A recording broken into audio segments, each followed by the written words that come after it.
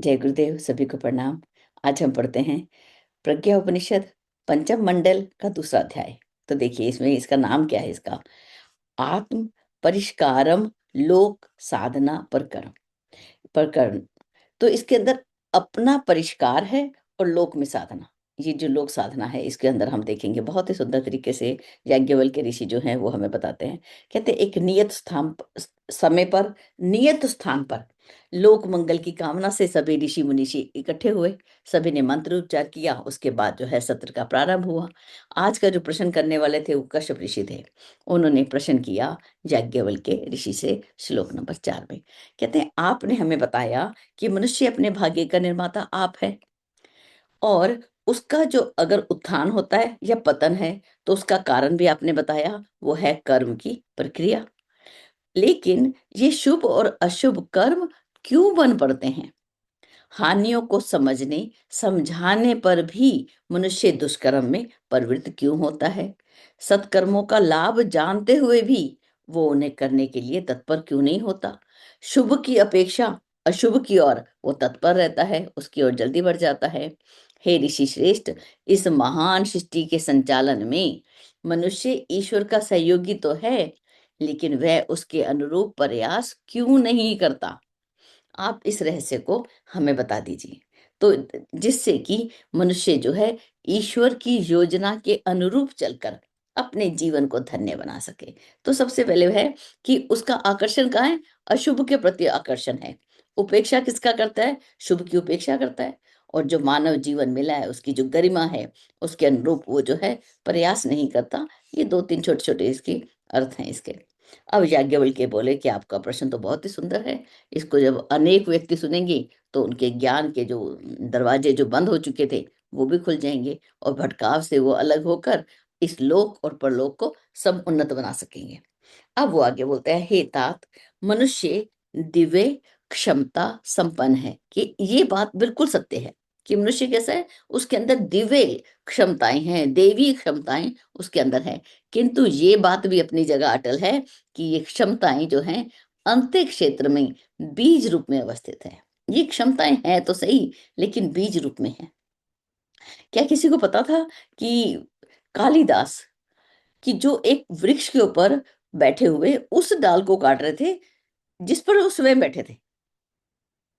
क्या वो एक महामानव, महाकवि बनेंगे? संस्कृत के इतने बड़ा ज्ञान पालेंगे? क्या वो जानते थे सभी क्षमताएं जो थी अंदर बीज रूप में थी? सभी के अंदर वो क्षमताएं जो हैं उनके अंदर बीज रूप में हैं। वो ईश्वर के उद्देश्य के लिए ही विकसित और प्रयुक्त हो सकती हैं। अगर हमारा उद्देश्य जो है कि ईश्वर के सहयोगी बनकर अगर हमने काम करना है तो निश्चित रूप से विकसित भी होंगी और उनका प्रयोग भी हो सकेगा, अन्यथा नहीं। ये लाइन को अंडरलाइन करेंगे। मनुष्य उन्हें विकसित करने की अपेक्षा उनके उपयोग के लिए आतुर हो उठता है। वो उन जो क्षमताएं जो हमें, जैसे किसान को बीज मिला, वो बीज ही खा जाए, वो हमारी स्थिति है। हम तो बीज ही खा जाते हैं, उन बीजों को अंकुरित भी नहीं करते हैं। तो वो विकसित करने की अपेक्षा क्या करता है, उसको उपयोग ही कर लेता है। यही उसकी मौलिक भूल है। देखिए कितना सुंदर है। आगे देखिए,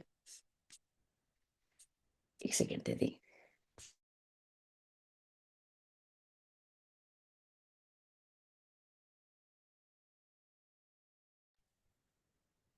सॉरी। आगे देखते हैं। कहते हैं अब जीवात्मा जो है उसका आश्रय स्थल क्या है? कहते हैं अंतःकरण जो है वो जीवात्मा का घर है, उसका आश्रय स्थल है। अंतर अंतःकरण जीवात्मा का घर। इस क्षेत्र में, इस अंतःकरण में जन्म जन्म के भरे हुए कुसंस्कार हेर स्तर के प्राणियों जैसी आकांक्षाएं उत्पन्न करते हैं। जी जो हमारे अंदर जन्म जन्म के कुसंस्कार, 84 लाख योनियों के बाद मानव का जन्म पाया, तो पिछले जो संस्कार थे, जो कि एक भैंस जो है एक पशु है उसके लिए उपयोगी है। वो भोजन करती है, वो बैठ के जुगाली करती रहती है, वो आलसी उसका शरीर है, तो वो उसके लिए अनुरूप है। कौवा कौवे के अनुरूप है, कोयल कोयल के अनुरूप है। लेकिन मनुष्य के अंदर भी वो संस्कार जो हैं, जो वो अनेक जन्म लेता है तो उसके अंदर संचित हो जाते हैं, अच्छे भी हो जाते हैं। वो कोयल की तरह मधुर भी गाने लगता है, और कोयल की तरह अपने बच्चे आया को पालने को दे देता है कि कौवा पाल लेगा। तो अंदर है, उसके अंदर अच्छे संस्कार भी हैं, बुरे भी हैं। लेकिन जो बुरे संस्कार होते हैं वो क्या करते हैं कि हे स्तर की, मतलब निम्न स्तर की प्राणियों जैसी आकांक्षाएं, इच्छाएं उत्पन्न करते हैं। अब इस लाइन को भी अंडरलाइन देखेंगे। आकांक्षा ही अध्यात्म जगत की प्रमुख शक्ति है। पहले हमने देखा मौलिक भूल क्या है, अब हम देखते हैं मौलिक प्रमुख शक्ति क्या है। आकांक्षा, जैसी इच्छाएं, जैसी कामनाएं हैं, वैसे ही हमारा आगे का समय बनता है। कहते हैं उसकी उमंगें जिस स्तर की होती हैं, उसी की पूर्ति में मन संस्थान को स्वामी भक्त सेवक की तरह ताना बाना बुनना पड़ता है। कहता है जैसा मन करता है ना, वैसे ही जो मन जो है वो, जैसी उमंगें उठती हैं, मन उनका कहना मानता है। कैसे, किस रूप में मानता है? एक स्वामी भक्त सेवक की तरह। और मन का सेवक कौन है? मन का शरीर सेवक है। शरीर को मन का आदेश मानता है, शरीर मन का आदेश मानने लग जाता है। अब इस लाइन को भी देखेंगे। आकांक्षा से विचारना और विचारना से क्रिया बनती है। उत्थान पतन के आधारभूत कारण अंत्यकरण में ही केंद्रित रहते हैं कि उत्थान और पतन के जो कारण है वो कहाँ रहते हैं? अंत्यकरण में, यहीं पर, ये उनका निवास स्थल है। कहते हैं जैसी उसकी आकांक्षा है वैसे ही उसका रास्ता बन जाता है। जब उसकी आकांक्षा हुई अथा तो ब्रह्म जिज्ञासा, कि अब मुझे ब्रह्म की जिज्ञासा करनी चाहिए, तो उसको ब्रह्म मिलने लग जाता है। नचिकेता को जब ब्रह्म की जिज्ञासा हुई तो उसने उसको पा भी लिया। तो उसने कितना प्रलोभन दिया यमाचार्य ने कि ऐसा कर कि ब्रह्म को मत जान, बाकी कुछ भी मान ले, लेकिन वो नहीं माने और अंततः जान ही लिया। कुछ उदाहरण दिए यहाँ पर। रत्नाकर डाकू, उसको कितना मजा आता था लूटपाट में, लेकिन उसकी उस समय की विचारणाएं, आकांक्षाएं कैसी थी? क्षुद्र स्तर की, दूसरों को दुख देकर उसको आनंद आ रहा है। और वो कितना एक पशु के स्तर जैसा एक दस्यु बना रहा। पशु कैसे होते हैं? छिपे छिपे रहते हैं, अंदर छिप के रहते हैं, और जैसे ही अवसर मिलता है आक्रमण कर देते हैं। बिल्कुल ऐसा ही समय था उसके लिए। लेकिन जैसे ही वो देव ऋषि नारद के संपर्क में आया, उसका चिंतन बदला, तो वो क्या हुआ? जैसा चिंतन बदला, क्रिया भी बदल गई, और रत्नाकर से महान ऋषि वाल्मीकि बन गया। अंगुलीमाल, अजामिल, अम्बपाली, गणिका, इन सब के अंदर भी एक ललक उभरी, तो वो हे से महान बन गए। आपने अंगुलीमाल की कहानी सुनी है ना? अजामिल की, अजामिल की नहीं सुनी? सुनिए, मुझे सिरे लगे सुनाइए दिखा फिर भी, दीजिए। सुना दीजिए। सुना दीजिए, चलिए, बहुत सुंदर। कहते हैं अजामिल एक लड़का चलिए, एक बहुत सुंदर नारायण नाम छोटे का रूप में था। सुनाती हूँ। कि एक वेश्या, उसके पास जो है एक अजामिल नाम का व्यक्ति जो था, उसके घर में आके पड़ा रहता था। अब जो वेश्या थी वो भी चाहती थी कि जैसे अन्य स्त्रियां जो हैं सत्संग में जाती हैं, मैं भी जाऊं। एक दिन हिम्मत की और जाके, वो सत्संग हो रहा था, और जाके पीछे पीछे जाके बैठ गई चुपचाप से। अब जाकर सत्संग सुनने लगी। सभी महिलाएं अपने जो गुरु आए हुए थे, संत आए थे, उनको अपने घर में बुला बुला के खाने पे ले जा रही थी। उसने सोचा मैं भी ले जाऊं। वो भी धीरे से गई, बोली संत महोदय, आप हमारे घर में भोजन करने आ जाइए। अब संत तो वहीं जाता है जहाँ जरूरत है। बोले ठीक है, मैं जरूर आऊंगा। जाके खाना खाया। तो अजामिल देख रहा था कि वो खाना खाने संत बैठे हुए हैं। जब संत ने खाना खा लिया तो बोले दक्षिणा दे दो। तो बोले, अजामिल तो गलत राह का पथिक था। तो उसने बोला कि संत महोदय, आपने खाना तो खा लिया, इसमें बहुत बड़ी बात है, उपलब्धि है। यहाँ से तो हम भगा देते हैं। ठीक है, आपने खा लिया, अब दक्षिणा की बात मत कीजिए। तो कहते हैं नहीं, दक्षिणा तो मैं लेके जाऊंगा। बोले बोले क्या चाहिए? बोलिए फिर अब क्या चाहिए? बोले आज से, क्योंकि संत आपके घर में आए हैं, आज से आपके घर में एक पुत्र की उपलब्धि होगी आपको, उसका नाम नारायण रख देना। ये बस यही बात है, ये दक्षिणा है मेरी। बोले ये तो बहुत सरल है, अगर मेरे पुत्र हो गया तो मैं उसका नाम नारायण रख दूंगा। भाई बहुत बहुत है। बोले हाँ बहुत है। तो वो संत महोदय चले गए। 9 महीने बाद बालक हुआ, नाम रख दिया नारायण। अब उठते नारायण, सोते नारायण, नारायण नारायण हो गया। ठीक है, जब नारायण नारायण हुआ, इतने में समय भी पूरा हो गया जीवन का। जो ईश्वर ने, जो यमराज के दूत थे, उन्होंने आके गर्दन को आके दबोचा, तो मुंह से निकला नारायण। अब जैसे ही नारायण निकला, तो विष्णु के पार्षद, भगवान विष्णु के पार्षद वहां पे आके उपस्थित हो गए। बोले इसने तो अंतिम समय पे इसने नारायण बोला है, इसको तो हम ले जाएंगे, यमराज नहीं ले जा सकता यातना देने के लिए। तो बोला नहीं, इसने अपने पुत्र का नाम लिया है। बोले भले ही पुत्र का नाम लिया है, लेकिन हम इसको लेके जाएंगे। तो उन दोनों के आपस की लड़ाई के अंदर अजामिल का गला बंद था, आंखें बाहर को निकली थी, लेकिन कान खुले थे। उन दोनों की बात को सुन रहा था, पार्षद और यम के दूतों को। उन्होंने बोला अच्छा, इसको ऐसा करते 12 साल का समय देते हैं, अगर 12 साल में भी ये अच्छा जीवन बिताएगा तब तो हम ले जाएंगे, बुरा बिताएगा तो तुम ले जाना। 12 साल का समय मिला, लेकिन जब कानों ने सुना था, अब उसके बाद तो नारायण ही था। तो जब, इसीलिए बच्चों का नाम जो है बहुत अच्छा रखा जाता है, राम, कृष्ण, ऐसे नामों पर रखा जाता है कि अंत समय में चलो उनके माध्यम से भी हम बच जाएं। और अजामिल को 12 वर्ष का समय मिला। ऐसे ही हम भी अपने जीवन में समझ ले कि हमें भी अजामिल की तरह 12 वर्ष का समय मिला है, हमें उस समय का सदुपयोग करना है। अब राजा परीक्षित को कितने दिन का समय मिला था? 9 दिन का। 9 दिन में वो तक्षक आके मारने वाला था, काटने वाला था, लेकिन 9 दिन में भी उन्होंने उस ईश्वर को पा लिया। समय अगर 9 दिन मिला है, चाहे 12 साल मिला है, एक एक पल का हम सदुपयोग करें और हम अपने आप को इस ब्रह्म की जिज्ञासा के अंदर अपने आप को लगा दें। तो ऋषि कहते हैं कि जैसी आकांक्षा होती है, फल भी, जो फल श्रुति, आकांक्षा का फल क्या बताया यहाँ पर, कि जब जिस और चल पड़ती है ना, उसे पाकर ही दम लेती है। हमारी राह कैसी हो, उन्नत हो। बाबू जी बोलते हैं सबसे अच्छा तप है ना जो मुझे, दीदी, अर्जन तप लगता है। रोज सीखना कुछ नया, रोज नया सीखना और सिखा देना। रोज सीखिए, रोज सीखिए। तो ये जो है, ये आकांक्षा, अच्छी आकांक्षाएं करना, ये हमारा, कहते हैं। अब आगे चलते हैं, याज्ञवल्क्य ऋषि क्या कहते हैं, संचित कुसंस्कारों से जो छुटकारा पा नहीं सकते, और उनकी आस्थाएं कैसी होती हैं, नर पशु जैसी, निम्न स्तर की। ऐसी आस्था वैसी होती है, आकांक्षा, वो अपने ऊपर लादे रहते हैं। ऐसे विश्वास, अंधविश्वास को अपने ऊपर लादे रहते हैं, ढोए रहते हैं। मनुष्य शरीर पाना ही पर्याप्त नहीं, कि बड़ा मानव शरीर जो है बड़ा दुर्लभ है, तो बड़ा ये इनफ नहीं हो गया, पर्याप्त नहीं हो गया। सौभाग्यशाली वे हैं जो मनुष्य के स्तर का अंत्यकरण उपलब्ध कर सके। कितनी सुंदर लाइन है, कि कौन है सौभाग्यशाली, जिनका अंत्यकरण, वो कहते थे तुम भगवान बनो या नहीं बनो, मनुष्य तो बनो, कि उनका अंत्यकरण कैसा हो, मानव की गरिमा के अनुकूल।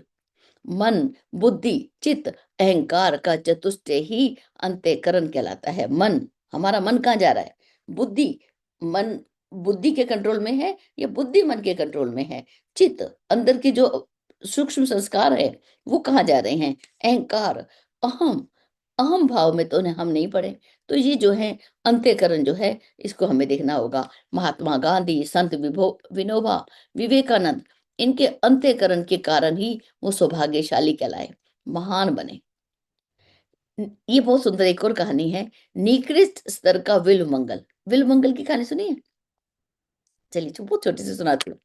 विल्व मंगल कौन थे, कि एक, जिसे हम सूरदास जी भी बोल देंगे बाद में चलकर, लेकिन मालूम नहीं वही थे या अलग थे। विल्व मंगल थे कि एक व्यक्ति जा रहा था, उसको स्त्रियों की ओर आकर्षण रहता था। जैसे एक बड़ी सुंदर महिला जा रही थी, तो उसको देखा, तो उसको देख नहीं पाए, वो घर के अंदर चली गई। तो उनके मन की इच्छा हुई कि अरे मैंने तो इसको देखना था, ये कैसी है, मेरे को देखना है, बहुत सुंदर है। वो उसके घर के बाहर बैठ गए। आपको मालूम है, घर के बाहर ही बैठ गए। तो सेठ जी अंदर से आए, बोले भाई बाबा क्यों बैठा है? बोले कि वो अभी अभी घर में जो महिला गई, मुझे उसको देखना है। वो सेठ जी बहुत अच्छे थे। बोले अच्छा, तुझे इसको देख के अच्छा लगता है तो भाई देख ले, तेरे मन की शांति होती है। तो उन्होंने अपनी पत्नी को, बहन जो भी थी, उनको बुलाया, बोला भाई देख ले इसको। जब उसने देख लिया, उस समय विवेक जाग पड़ा। वहीं बेल, बेल, वो जो भगवान शिव को चाहते हैं बेलपत्र, उसके अंदर कांटे होते हैं, वहां से 2 कांटे उठाए और अपनी आंखों में डाल दिए। और अपनी आंखों को फोड़ डाला कि इन आंखों की वजह से मैं गर्त में गिरा।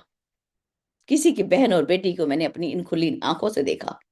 तो वो विल मंगल जो है, फिर वो बहुत ज्यादा उस संत उसमें चले गए, और उनकी बड़ी ये रामायण, ये जो रामचरितमानस मेरे पास रामायण है, वाल्मीकि रामायण, उसके अंदर एक लेख में ये कहानी लिखी हुई थी वहां पर, बहुत ही सुंदर। तो विल मंगल जो है, अब देखिए पूजनीय बन गए कि हम इनकी बात पढ़ रहे हैं।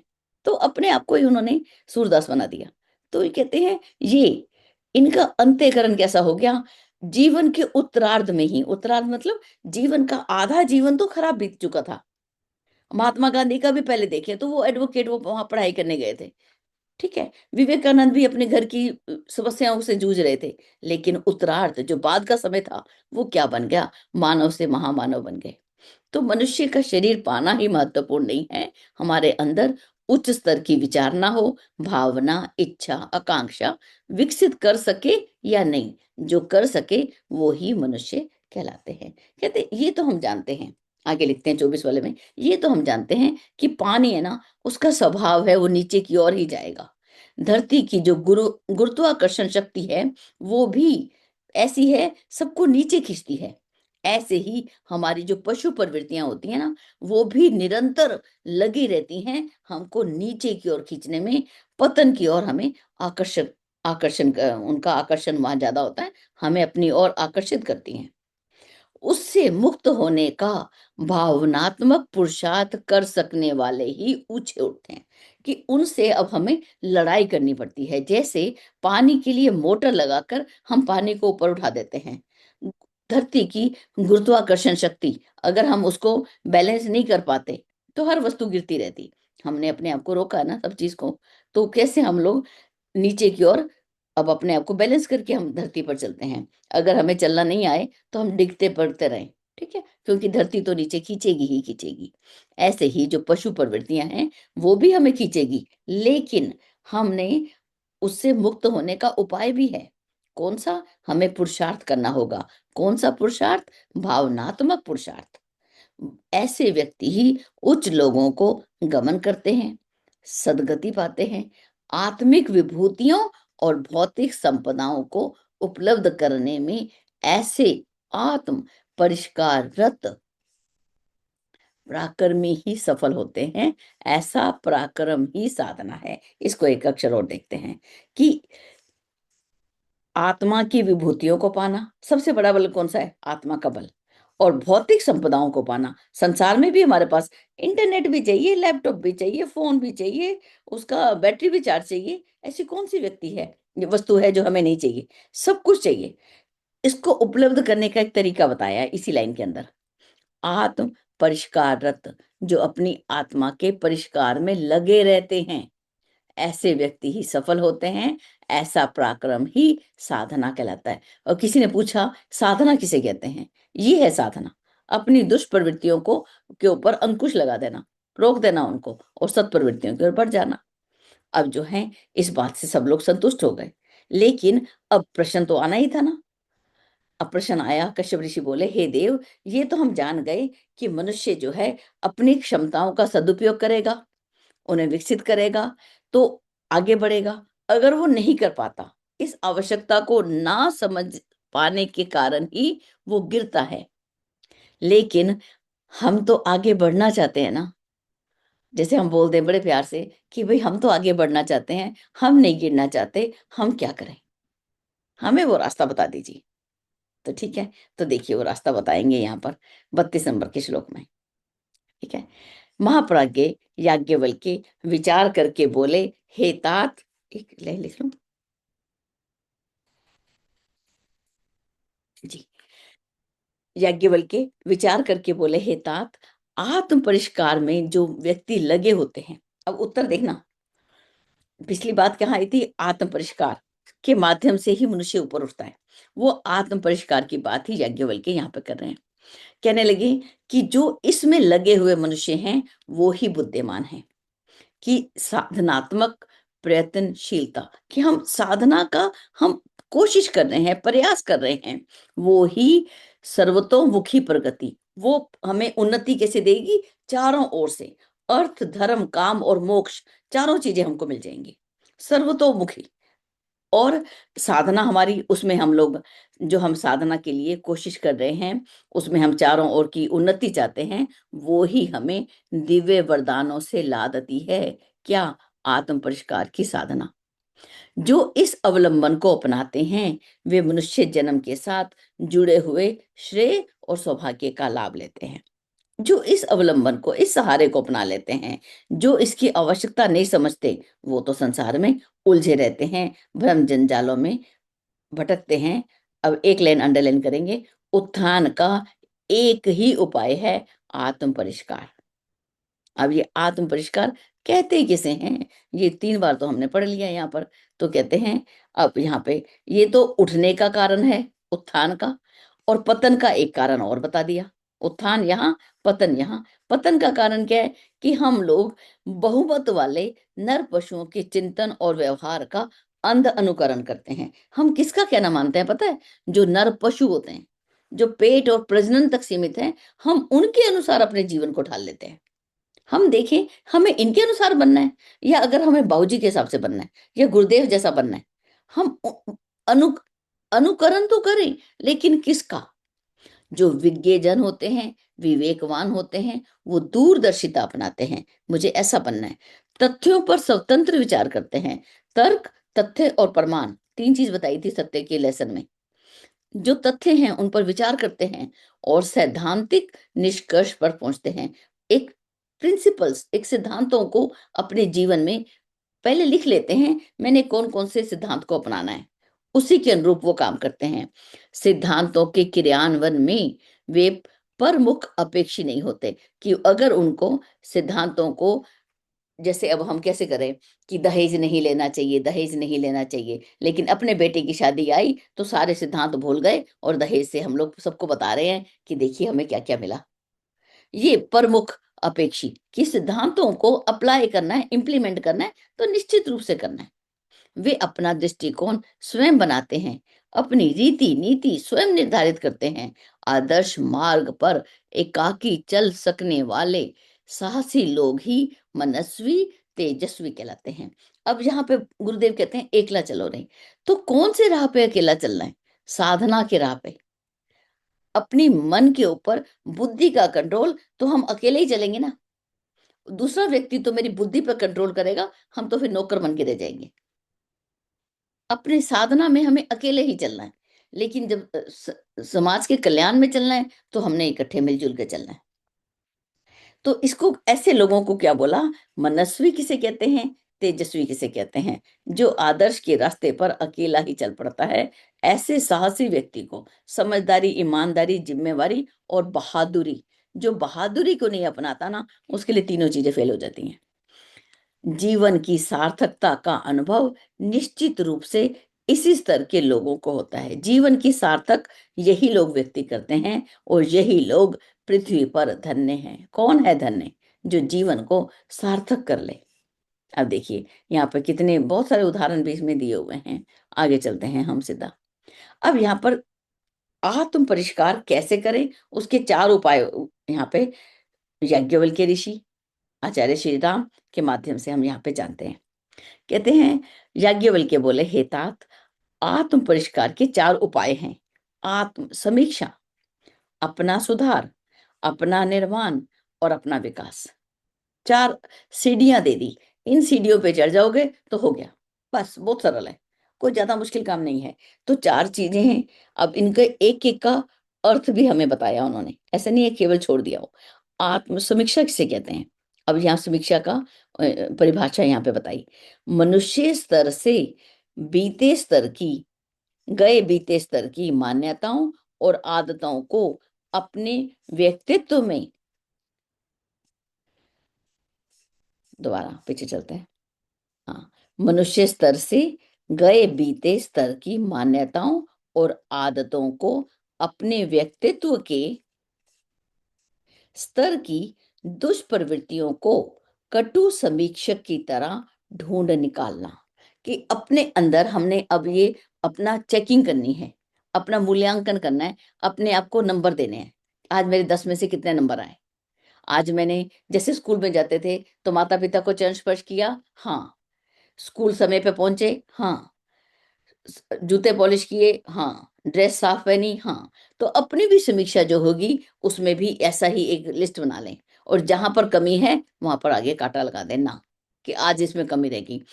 कटु समीक्षक की तरह, कटु समीक्षा मतलब एक मूवीज जब बनाई जाती है उसके अंदर जो है एडिटिंग होती है, उसमें कुछ काटा और छांटा जाता है।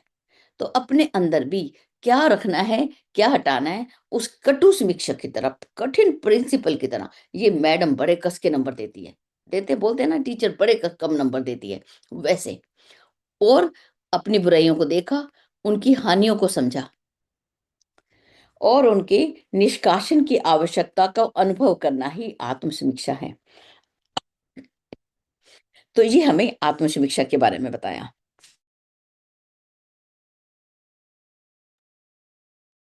आगे चलते हैं। दूसरा, अपने में जो अवांछनीय है, जो मानव की गरिमा के प्रतिकूल है, निकृष्ट योनि वाले प्राणियों के योग्य है, उसको हटाना, उस मानव की गरिमा के अनुरूप दृष्टिकोण अपनाने की योजना बनाना। अब सबसे पहले हम क्या करते हैं, एक टाइम टेबल बना लेते हैं, योजना बना लेना, उसको कार्यान्वित करना, ये आत्म सुधार है।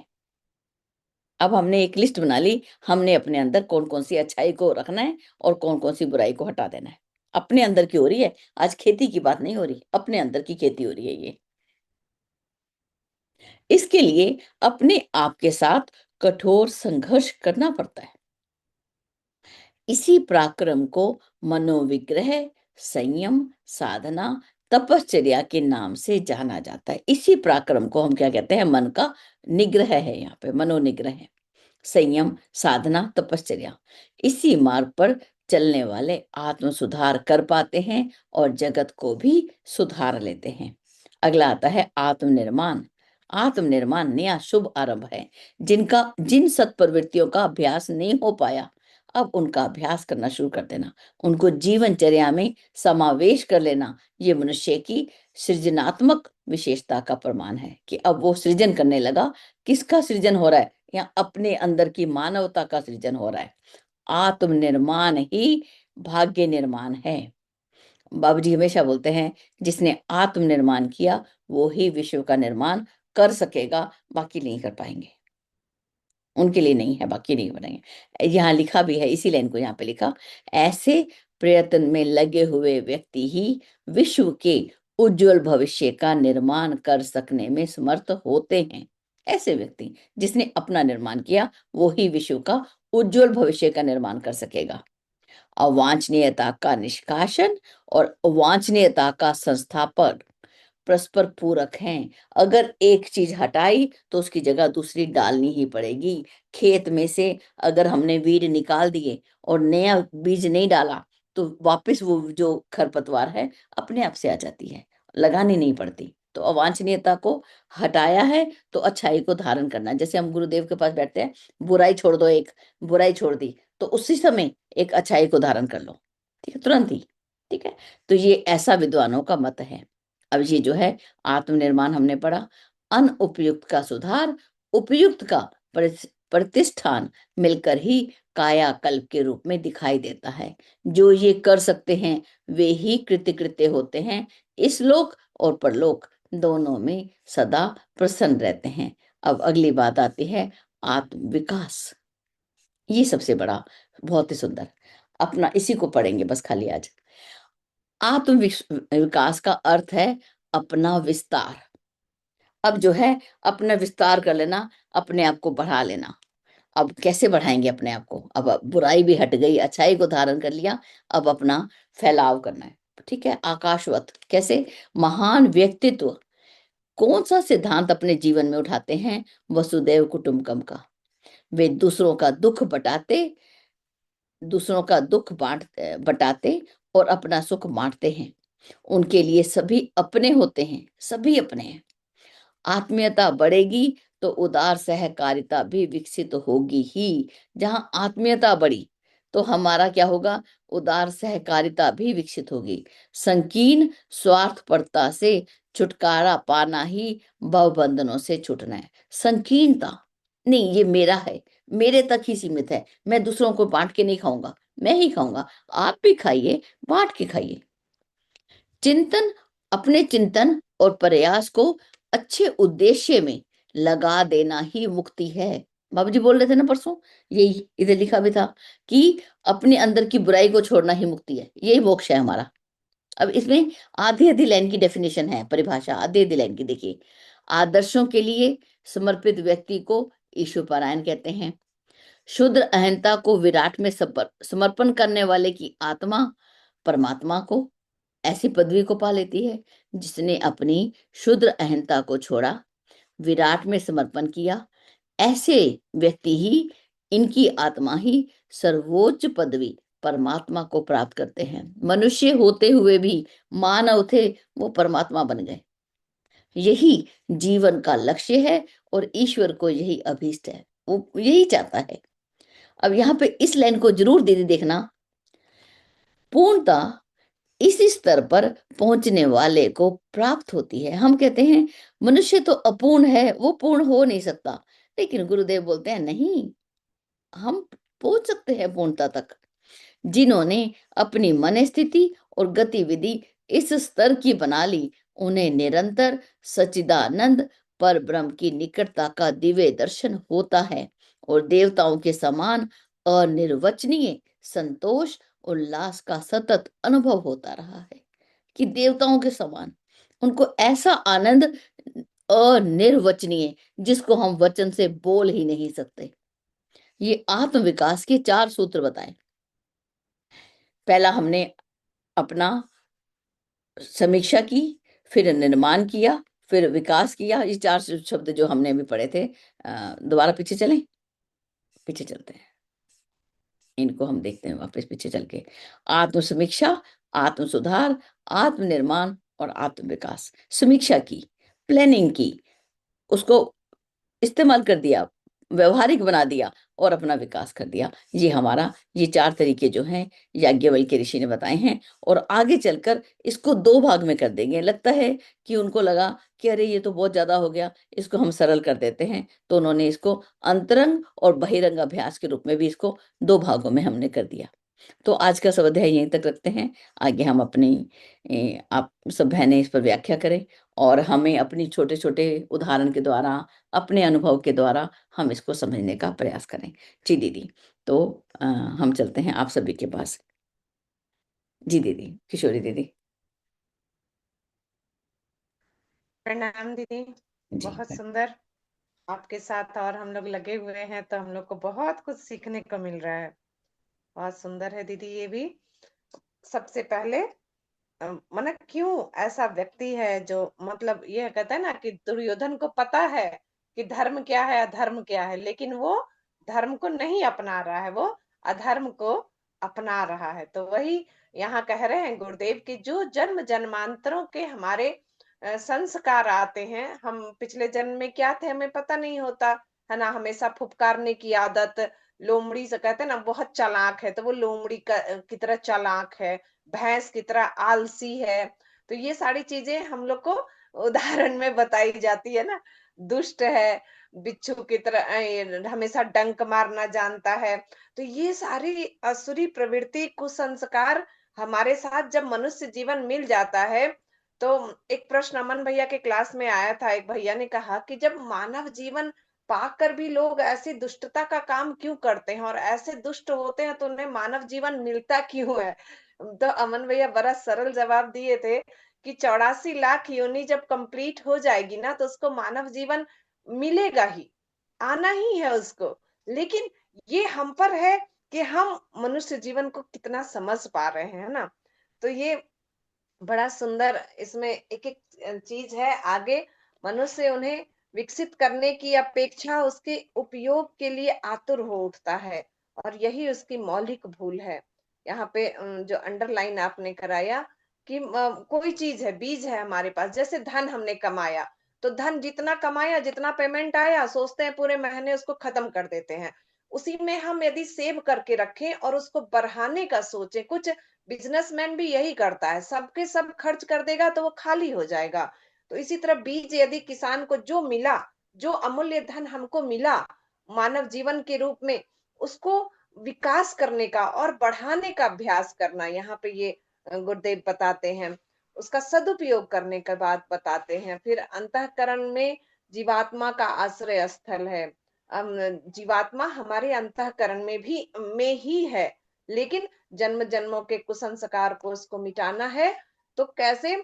तो यहाँ कहाँ गड़बड़ाता है वो? इच्छाएं करता है। तब इच्छा हम क्या कर रहे हैं? तमसो माँ ज्योतिर्गमय की कर रहे हैं, कि हम अपने घर मकान और इसमें इसकी कर रहे हैं, हम किसकी इच्छा कर रहे हैं? तो ये यहाँ पर हो जाता है कि हम आत्म परिष्कार चाहते हैं, अपने आप को जानना चाहते हैं, या फिर इसी माया मोह में उलझे रहना चाहते हैं। तो ये यहाँ पे है। फिर आपने ये कहानी भी सब बताई, अजामिल की आधी अधूरी कहानी तो जानते थे कि अजामिल तड़ गए नारायण शब्द कह के। आज आपने पूरा कंप्लीट उसको बताया, मेरा भी रिवीजन हो गया। बहुत सुंदर दीदी। और आगे यहाँ कहते हैं, पहला क्या कहा उन्होंने? आत्म समीक्षा, अपनी समीक्षा। यदि कुछ भी हम कहा, हमें किसी ने डांट दिया, किसी ने कुछ बोल दिया, तो हम पहले आत्म समीक्षा करें कि हम कहाँ गलत थे। गुरुदेव कहते हैं पहले आप ध्यान में, बाबूजी भी बार बार कहते हैं कि ध्यान करवा रहे थे और वहां पे पूछ दिए गुरुजी कि जब 7 8 10 लोगों का कक्षा लेते थे कि क्या ध्यान में क्या समझा? तो हिमालय की छाया, गंगा की गोद रिपीट तो गुरुजी बोलते हैं कि वो तो तुम ये रटंतू तोता हो गया है ना, पिक्चर देख रहा है तू। तो तुम्हें अपनी बुराई अंदर नजर आई या नहीं आई? एकदम से सब चौंक गए। तो वो लाइन मेरे दिमाग में फिट हो गया बाबूजी का, कि अपनी समीक्षा, स्वयं की समीक्षा, कि हम कहाँ गलत है, उसको सुधारना है। तभी उसमें जब खेत में बीज बोएंगे तो पहले गंदगी की सफाई करेंगे, तभी उसमें ज्ञान का बीज बो सकते हैं। आत्म समीक्षा और आत्म सुधार। फिर अब जब एक बुराई जब देखा कि हमारे अंदर कमी है, तो उसको हटाना, जबरदस्ती हटाना नहीं। उठना है तो उठना ही है, चाहे ठंड है तो है ना। वरना एक नियम बनाना जीवन में, उसको तब करना। जैसे आपने कहा कि अर्जुन तब मतलब कुछ ना कुछ सीखना नया। सचमुच सीखने की कोई उम्र नहीं होती, डॉक्टर पूरे जीवन पढ़ता रहता है। कुछ ना कुछ नया सीखना, नया जानना, सृष्टि के बारे में भी जानना, विज्ञान के भी बारे में जानना। टेक्नोलॉजी इतनी आ गई है, उसके बगैर नहीं। कुछ ना कुछ सीखना। तो आत्म समीक्षा, फिर आत्म सुधार, उसमें बीज बोना अच्छाई की। हम लोग भी संकल्प दिलवाते हैं बच्चों से कि एक बुराई क्या है वो छोड़ो, और गायत्री मंत्र का जप शुरू करो। उसको अच्छी किताबें पढ़ने के लिए 24 लाइन ही या तो मंत्र लेखन करो। कुछ ना कुछ अच्छाई का संकल्प उसमें डलवाते हैं, संकल्प दिलवाते हैं। हम लोगों ने भी बचपन में किया। पहले शांति कुंज गए तो लिखवाया जाता था, एक बुराई जो है वो छोड़ो और अच्छाई क्या आज से ले रही हो वो लिख के गुरुजी के इस पे रख के जाओ। तो हम्म। वो सारी चीजें बड़ा सुंदर है दीदी। और उसके बाद आत्म सुधार के बाद आत्म निर्माण की बात आती है। तो निर्माण कब होगा? जब संस्कारों का बीजारोपण हो जाएगा, हम उसको नए सिरे से अच्छाइयों को जीवन में आचरण में उतारने लगेंगे उसको। और उसके बाद आत्म विस्तार के लिए 4 चीज बताया गुरुदेव ने। संकीर्णता, स्वार्थपरता से छुटकारा, एकदम अब मैं से हम में बदलना, हमारी बुद्धि मतलब सबकी बुद्धि सन्मार्ग पर चले। चिंतन प्रयास को सत्प्रयोजनों में लगाना।